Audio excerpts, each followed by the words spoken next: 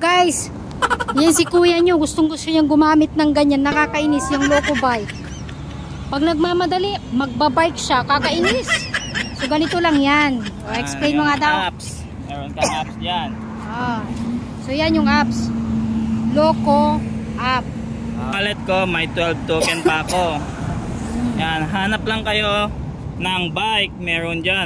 Ito, isa. Saan ba yung iba? Nandun yung mga iba. Sa Sukunwat. Yan, so scan natin. Searching, ito. Nandiyan yung scan QR to code unlock. niya. Ayan. Scan lang niya. So Unlocking. Ayun, chick-chick, tumulong. sabi niyan. Tapos Okay i-charge ka niyan ng yung token. Napanan. Nakakainis. Bumili pa siya ng bike niya. Tapos magbabike lang naman pala ng iba. Ang tanapon. Sika ni paigid mo dyan. May bike na nga siyang binili. Tapos yan pa ang gusto niyang gamitin. Ala, nagasgasan di likod nan.